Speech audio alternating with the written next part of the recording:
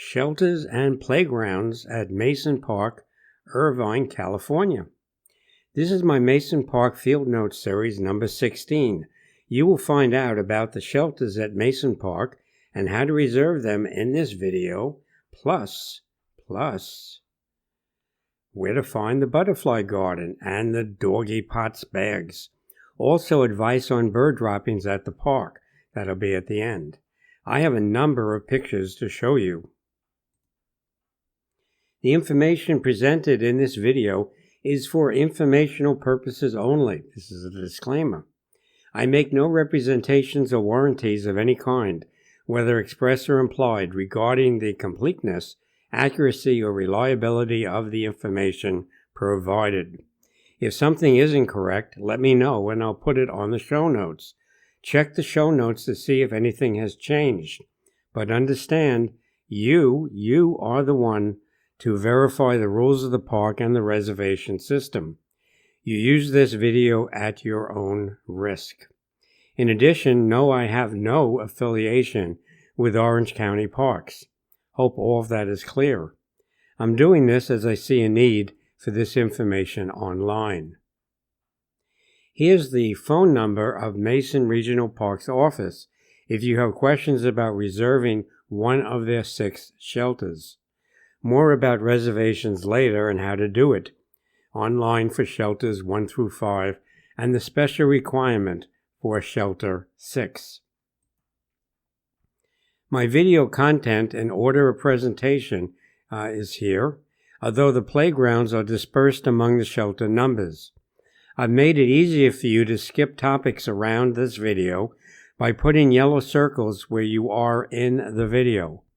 I've also put these 2 content slides, there's another one coming up, near the end of this presentation, so they'll all be in the upper right corner. Here's the second one.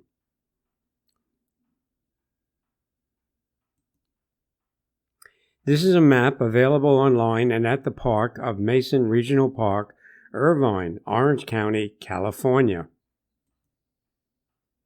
And this is from a Mason bulletin board, information about the park hours and some features.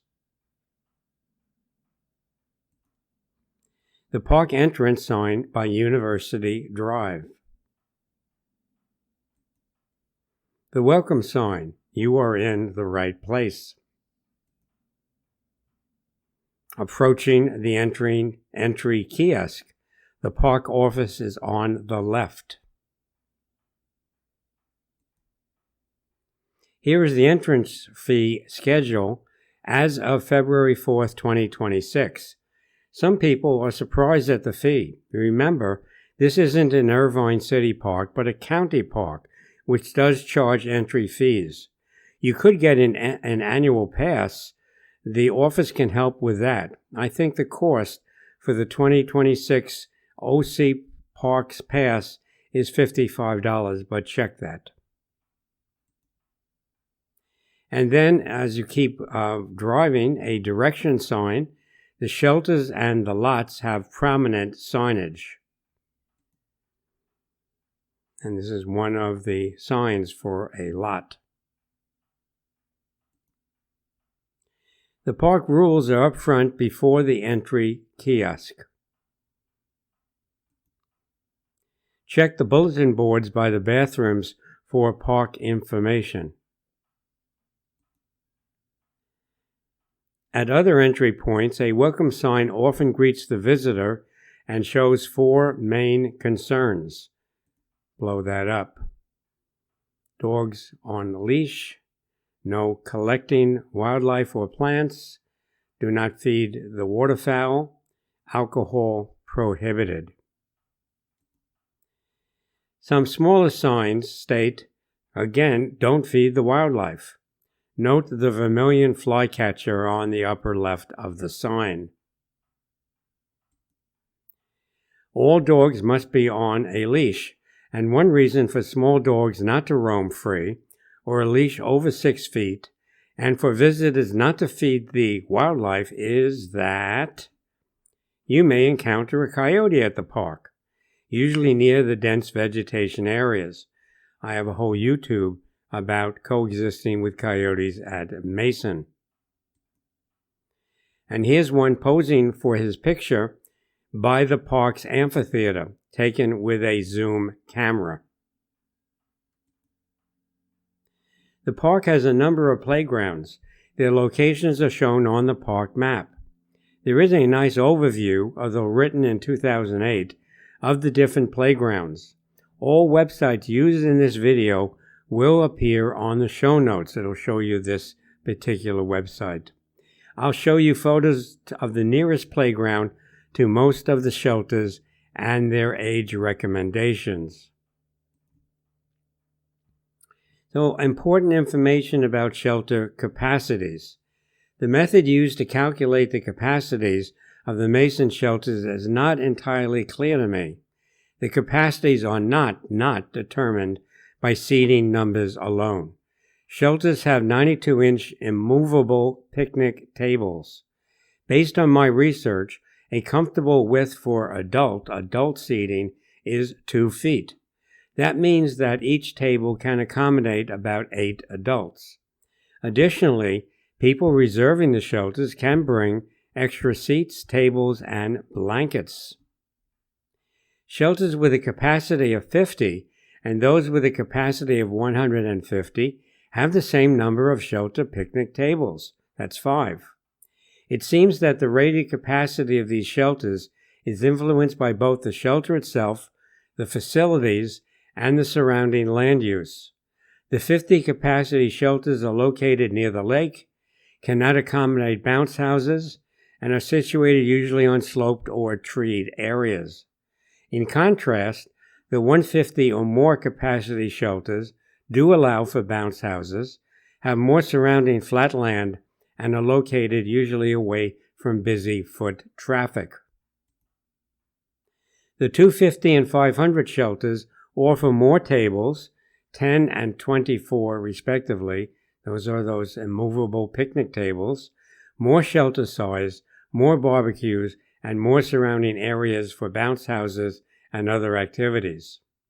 Although the shelters may have nearby wooden picnic tables outside of the shelter perimeter, those are not part of the rental agreement and are available to the public on a first-come, first-served, first-possessed rule. I found that 4 of the shelters, probably 2 through 5, were replaced in 2009 by, quote, new prefabricated metal picnic shelters with new concrete pads. The replaced structures were described as, quote, outdated and deteriorated wood picnic shelters. So let's go through the 6 shelters. This is Shelter 1, 250 capacity. Capacity is discussed before this shelter's description. And I'm going to repeat some of these things for each of the shelter so that if you jump around, you won't miss anything. These shelter summaries are from a Mason Park sheet. They are also on the park's bulletin boards. I assume they are current as of February 3rd, 2026. When I picked them up from the park office, that's the date I picked them up. The playground in this section is about 524 feet from this shelter. Bounce houses will require a special permit and its own power generator. Permits are required for some other shelters, and you'll find out when you probably register for them. Check with the park office. So here's the map. The circle shows you where Shelter 1 is. It's the westernmost shelter. It is close to University Drive. And if I move that, we will go to where the nearest playground is. Next to the playground is a volleyball sand area. Show you that. So I'm going to show you distant pictures, close pictures, other pictures of the area. This is a distant view of Shelter 1. You can see one of the wooden picnic tables with a barbecue on the left for the public. Getting closer. Note the wooden picnic table on the right without a barbecue. It is not part of the shelter rental. inside the shelter. The park provides water and electricity for the date and starting time of the shelter's reservation. Kind of a kitchen area here. This one has 2 barbecues for the 250 capacity shelter. The lake's fountain, by the way, is in the background on the left. A look at the roof structure and light fixtures. So let's move on to shelter number 2. Notice the yellow circle now says a 250 capacity. Capacity is discussed before shelter 1's description. Here is the map that shows where number 2 is situated. It's right by Mason Lake. Here are the features of shelter 2. The occupancy, picnic tables 5, 1 charcoal barbecue. The nearest playground is 435 feet away. Same playground I just showed you for number 1. A distant view showing the location of the shelter number 2 and the bathroom to the right. Move that circle. You should know the lake relies on recycled water, as do the Mason lawns. Don't wade in the water or allow pets to enter the lake. The lake was recently mapped and is less than 5 feet deep. Another view, getting closer. Note there is a wooden picnic table to the left of the shelter. It is not part of the shelter rental. The Orange County Model Sailing Club hosts national championship regattas and races and other events at Mason Lake visible from Shelter 2, usually on Saturday, I think. To check for activities organized by the OCMSC, please visit their website at ocms.org and review their calendar of events. An inside view of Shelter 2. You can see there's 1 barbecue here. Then the kitchen area. The park provides water and electricity for the date and starting time of the shelter's reservation. The underside of the shelter roof looks like a single light fixture. So let's go over and look at the playground for shelters 1 and 2. I'll show you the sign that says what it was designed for, 5 to 12 years of age. A distant view was showing the swings, 2 different types of swings, and the sand volleyball court. Now, one thing that people ask and they give up on is, where is the butterfly garden? I want to show you that since we are at this playground. The butterfly garden is close by. The map shows where the butterfly garden is, but there are no direction signs at the park itself, no wooden signs, etc., to help you get to it.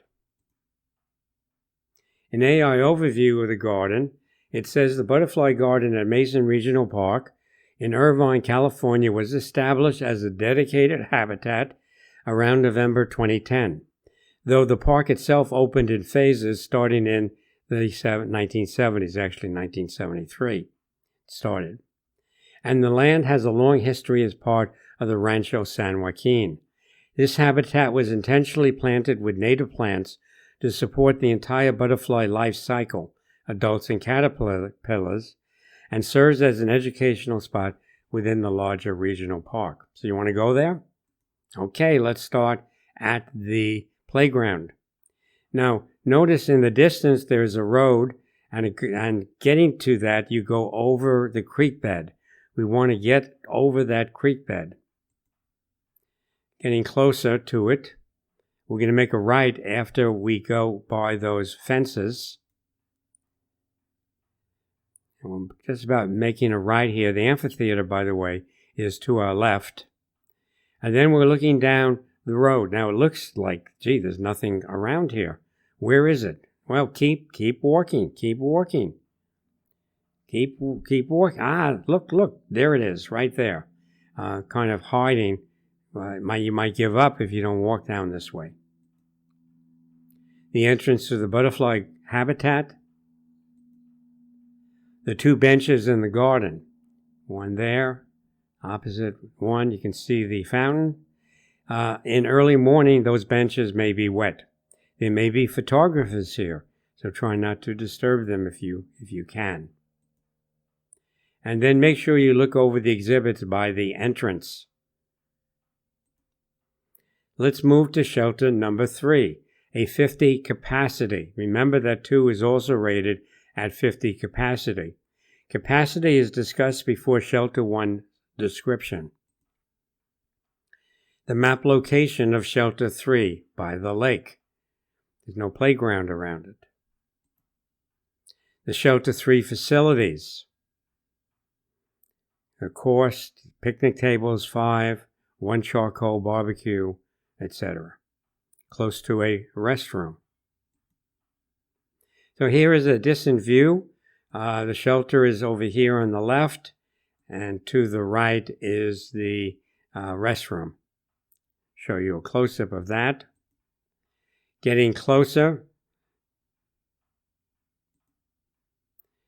So you should know, and I'm going to repeat this for the lake shelters, you should know the lake relies on recycled water as do the Mason lawns. Don't wade in the water or allow pets to enter the lake. The lake was recently mapped and is less than 5 feet deep.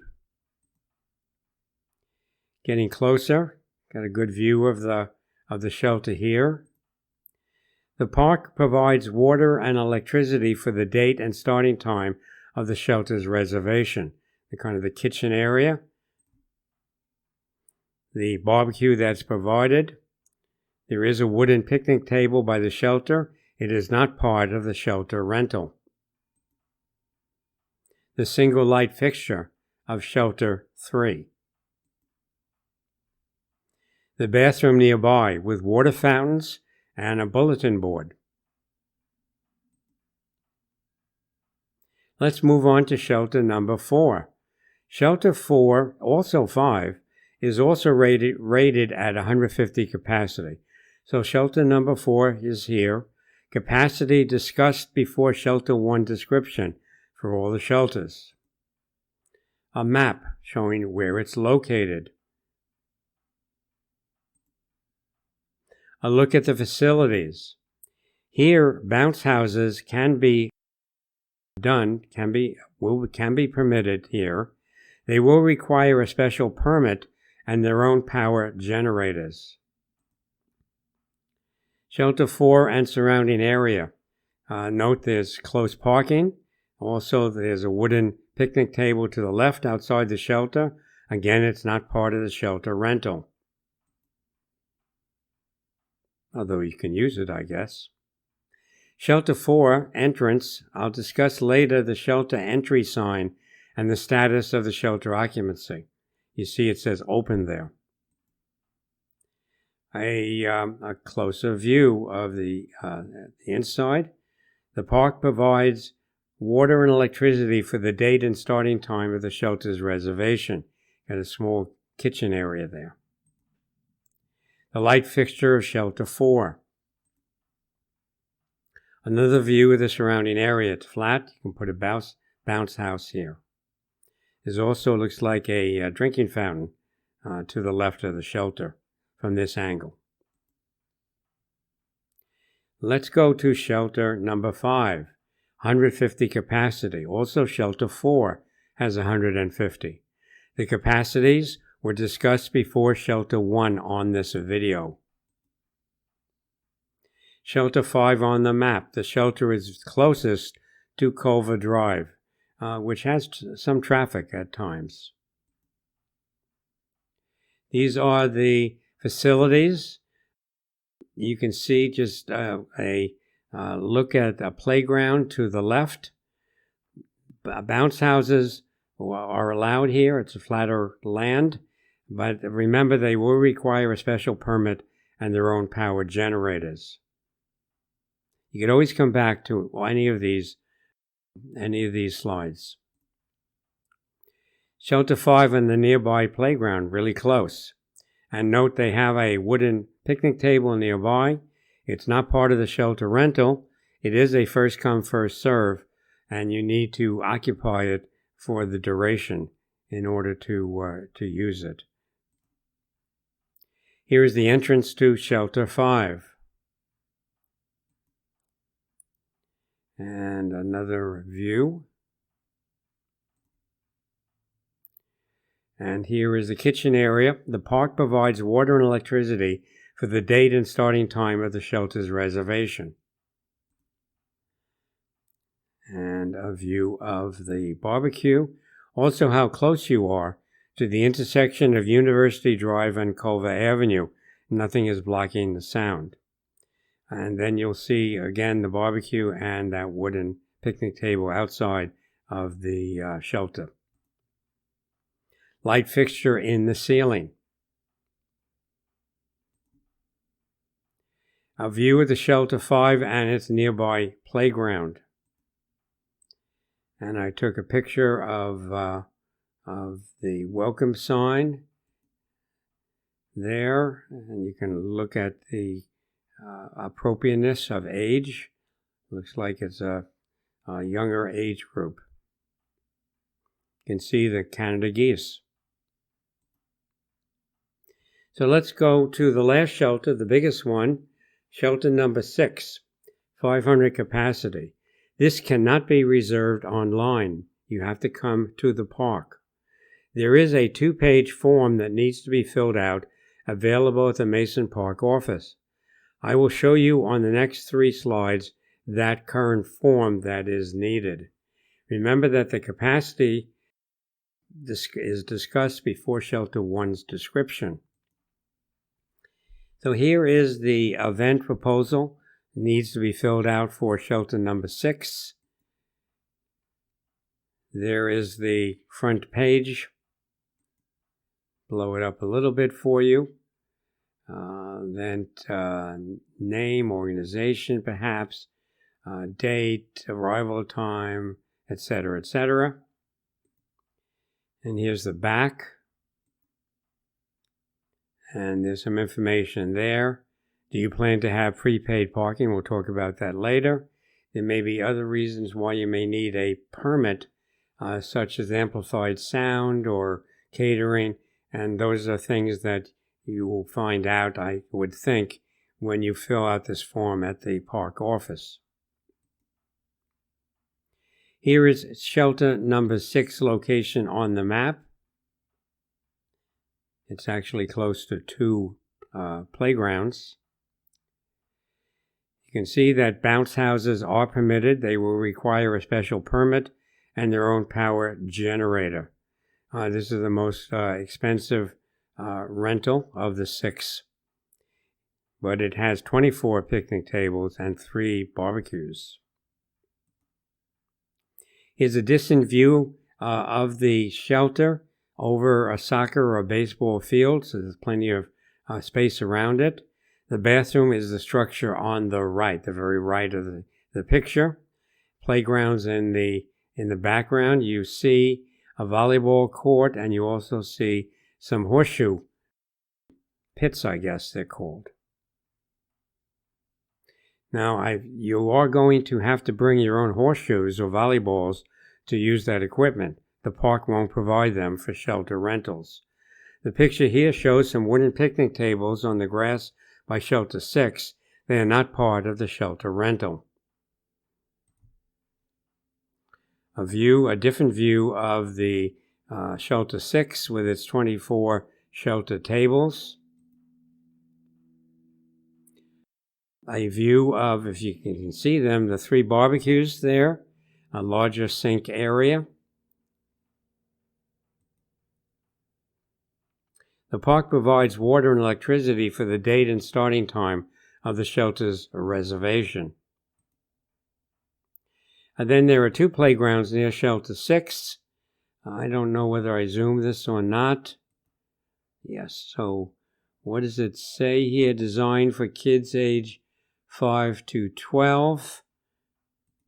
This particular one looks has a higher height, and the other one is 2 to 5, if I'm reading it right, and it's a smaller one. So let's go to this reservation section, and the first thing I want you to do is remember my disclaimer. Review my disclaimer slides at the video's beginning. Ultimately, you are the one responsible to verify the information in this video and section, and the people at the Mason Park office are quite willing to help you through the process. So some of the bulletin boards have this information about reservations. It shows you a website, MasonRegional.Park, ocparks.com. My experience is when I went to that, the address doesn't go directly to the reservation site. I needed to scroll down to find the OC Parks reservation listing. The QR code, on the other hand, on the left, worked fine at the park to get to the reservation site. But when I used my QR scanner with my photograph of it, I had trouble with the code on my computer's monitors. I'm not sure why. I'm showing here the QR code generated from the reservation site. Again, I could not consistently use it with my QR scanner on my iPhone on my monitor, but I'll include it anyway with the website information. Here are some websites I found useful about the reservation system.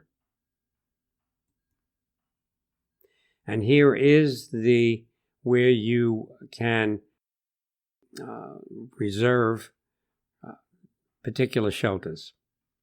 So let's do a look at this reservation site.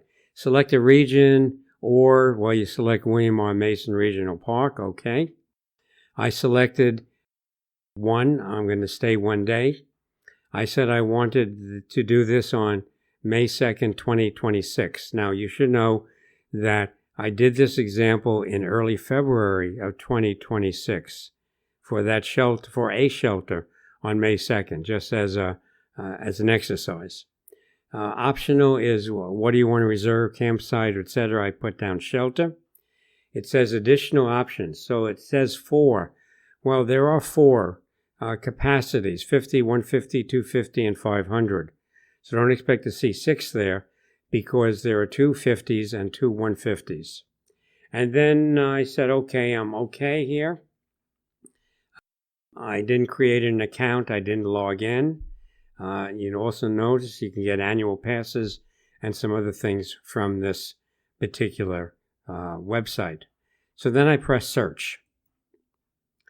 And when I press search, given the previous picks, the website tells me that no, quote, no reservable units match search criteria.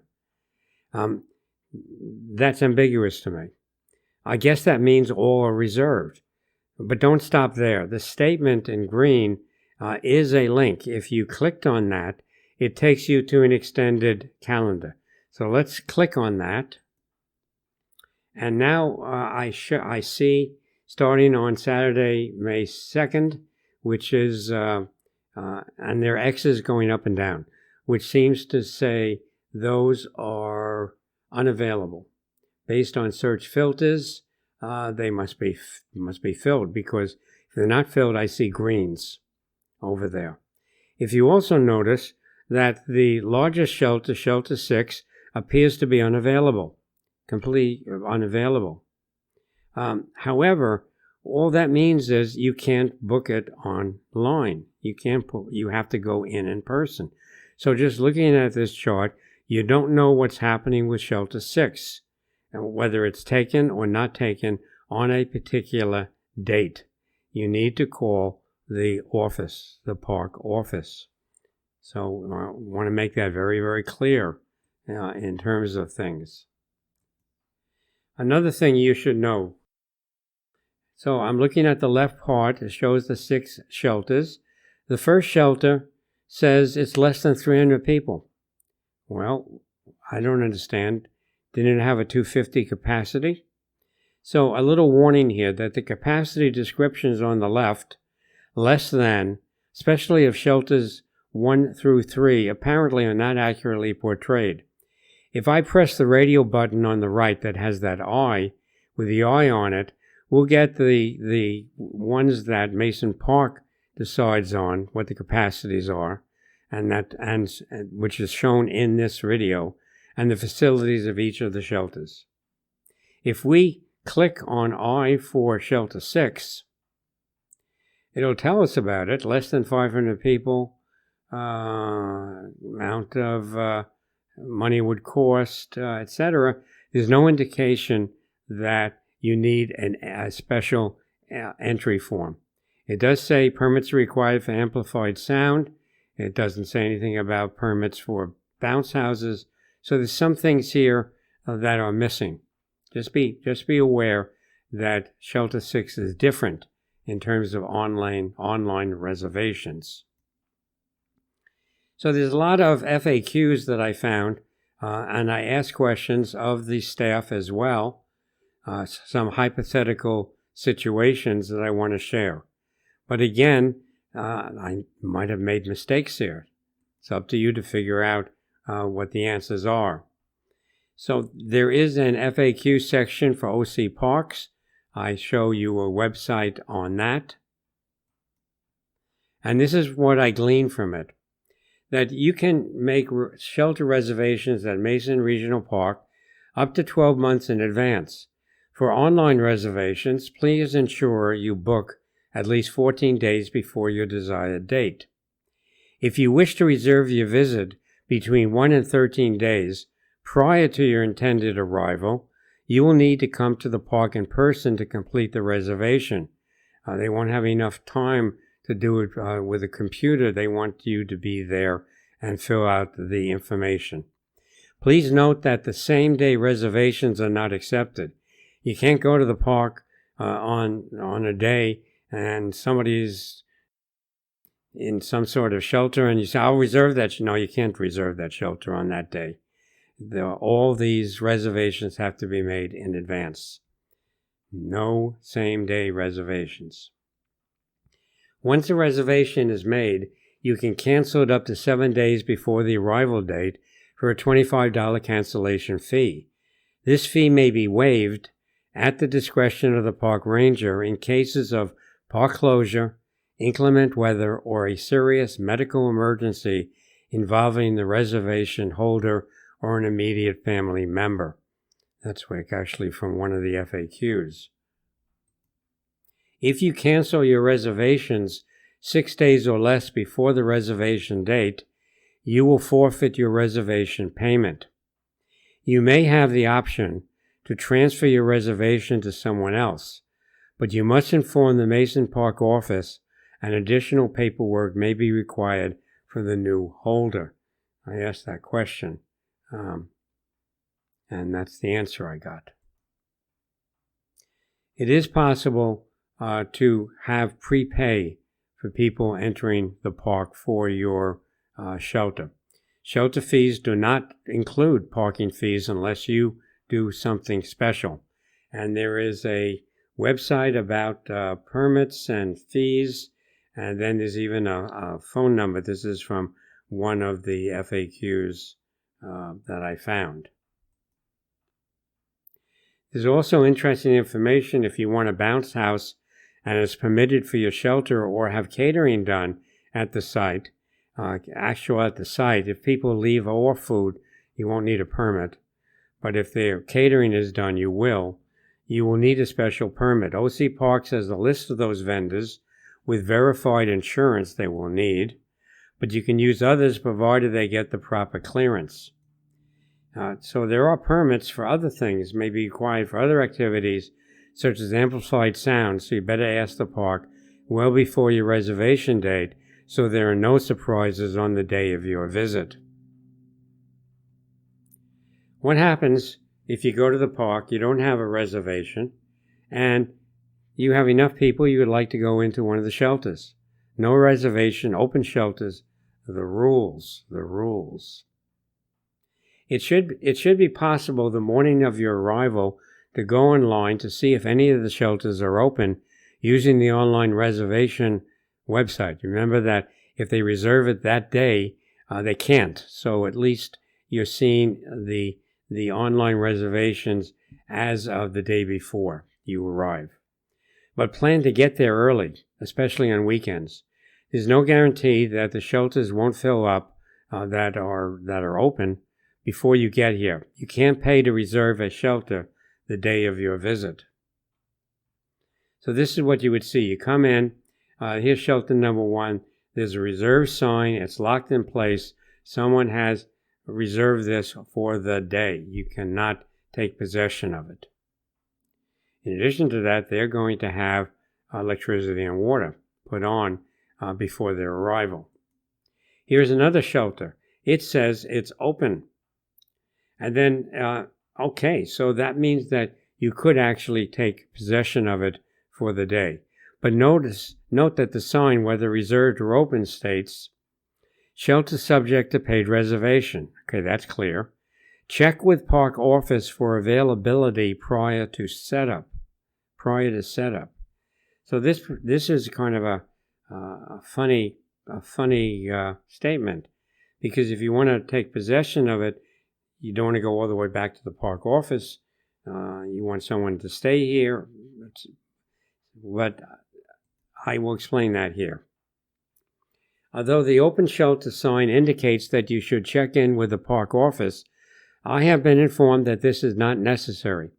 If the shelter displays an open sign and is unoccupied, you may take possession of it if you wish, but you must maintain occupancy during your stay.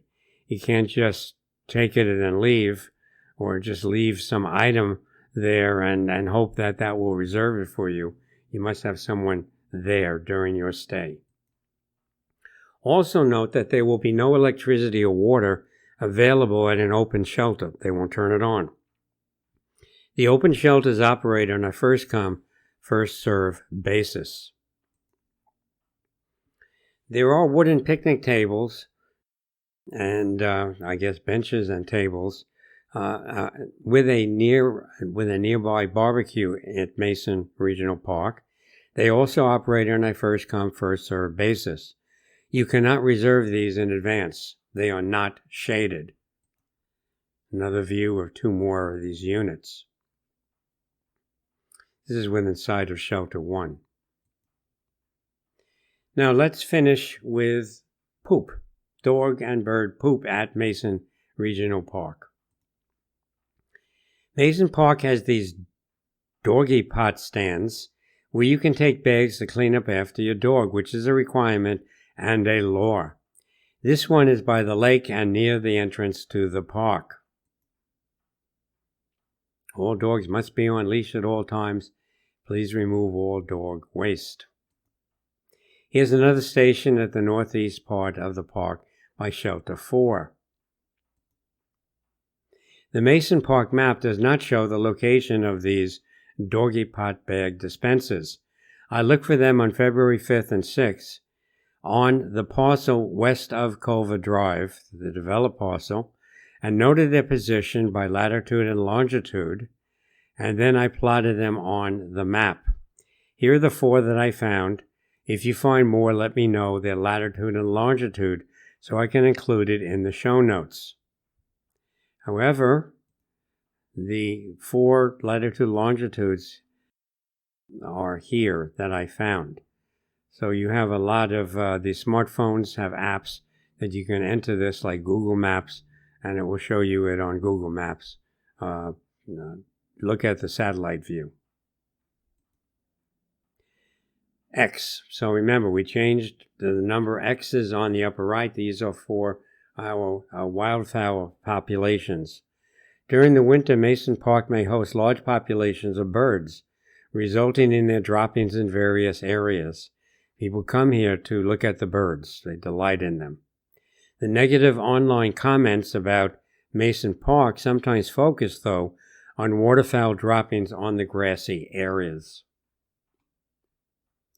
Around the lake's grassy areas, American coot flocks may forage. Canada geese may also forage in that area or any grassy area in the park. And the park sometimes gets large flocks of white-faced ibis feeding on the lawns.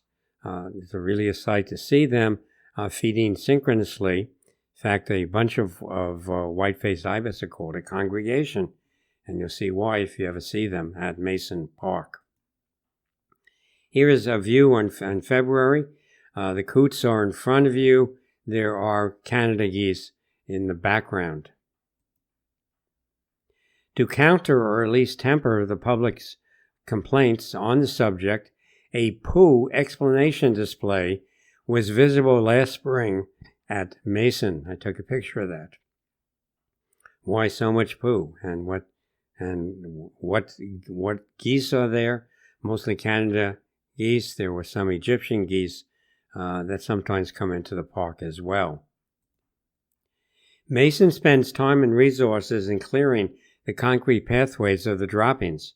Here's one machine that brushes the walkways. It should make the other cleaning techniques easier.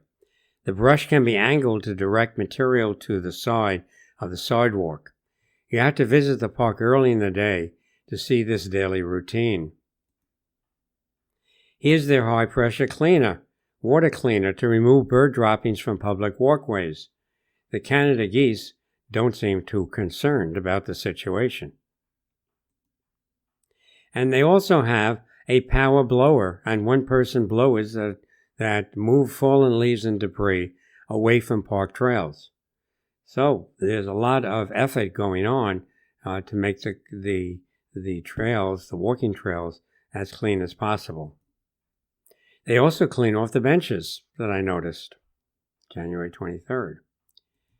So I asked AI, Mason Regional Park, Irvine, dealing with bird poop, and they said, based on visitor experiences, William R. Mason Regional Park in Irvine has a significant amount of bird, duck, and goose poop, particularly on the grass and walkways near the large duck pond. And here is how to handle the situation. Be prepared for the mess. Expect a reasonable amount of droppings, especially near the water and popular walkways. Bring cleaning supplies. If you have pets, bring wipes for your fur baby's paws, as they will likely walk through it. Use picnic blankets and towels, and maybe even small tarps. If planning to sit on the grass, bring a towel or blanket, as the grass can be covered in droppings. Stay aware of your surroundings. Keep an eye where you are walking, especially with children. Respect the wildlife. The park hosts many birds, including Canada geese, no such thing as Canadian geese, ducks and pelicans. Pelicans only at certain times of the year. As I'm writing this, there are no pelican sightings in weeks at Mason. So the mess is a natural consequence of the wildlife habitat. Don't feed the wildlife. And then you wonder why there are certain areas that have large amounts of dropping. The park is generally well regarded despite the waste, with many visitors enjoying the scenic, large, and generally uncrowded areas. And my advice to you also is that if you're really worried about this, bring some old shoes with you and a plastic garbage bag. Change into those old shoes. Don't worry about if you step on droppings. When you're ready to go home, put on your better shoes and put the old shoes in a plastic bag, garbage bag, and clean them at home. So here's again my video content and order of presentation, just so you know where you are in the video. Thanks for watching. This is part of a growing set of my YouTube videos on Mason Regional Park. My videos mostly concentrate on the natural history of Mason Lake. This was a different one, different type. Any corrections of the information presented will be put in the show notes. I hope you came away with information you didn't know before. So this is another of my JDW talks. I have YouTube talks on genealogy topics, census, Ellis Island, and immigration. I'm well known for census databases. And also natural history topics, virtual birding, field trips, birding optics, California birds, Mason Park nature notes, and some miscellaneous YouTubes that I'm interested in. So if you enjoyed these videos and want to know when the next one comes online, doesn't come out that regularly, please subscribe to my channel and join over 1,000 other subscribers. So have fun in Mason Regional Park. Follow the rules. Don't feed the wildlife. Don't let your dogs off leash. And maybe I'll see you at Mason Regional Park. Bye-bye.